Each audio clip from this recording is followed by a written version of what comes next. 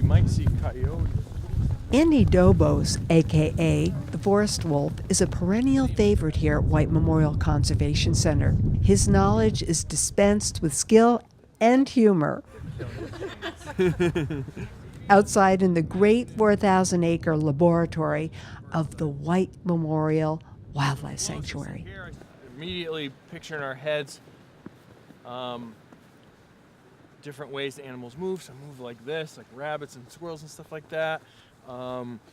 Deer, they walk kind of slow usually. Yeah, how does a deer usually move when you think about it? You can picture a deer in your head. They're like jumping. They will jump like this, right? Yes, They're like really good at that. They're What like about jumping like a goat. like a goat? When we see deer, they're usually jumping like a goat because we've startled them. Demonstrate what the actual prints look like from the different gaits, and then from that you can extrapolate this other thing that we see. So a coyote trots like this, but they have 4 feet. So where are the other feet? They step in their own tracks. So it's really like, I can't really do it so well, but it's like this, right? They step in their own tracks. So walkers and trotters, or when they're walking and trotting, tend to step in their own tracks when there's snow. So a weasel's preferred gait is this long bound. They got this long, skinny inchworm-like body, and their hind feet are right in line with their front. So how come like the squirrel ones and the rabbit ones I showed you back there, they don't match up that way? Why is that? One set of tracks was way wider than the other ones. Anybody have a guess? Picture their body in your head. Yeah, they have a big butt. And the weasels are like a tube. They're like a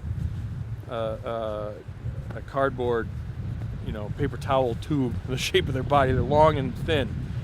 Whereas the power of a squirrel, and especially a rabbit, comes from the back end, those big feet, big muscles. Pristine weasel tracks. So that's another really good weasel track. You can see features in it. You can see toes. If you didn't hear me earlier, weasels have 5 toes on their hind feet and their front feet.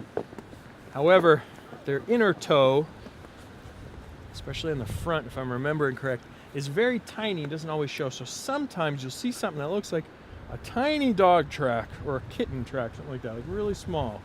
I've been fooled by that before, like stared a long time.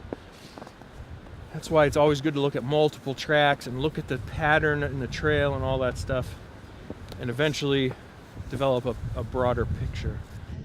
Don't miss any of White Memorial Conservation Center's weekend programs.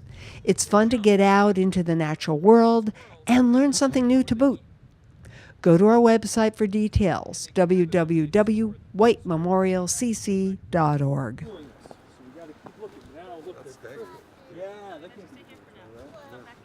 This one, there's no way that's a deer's foot. I think I know.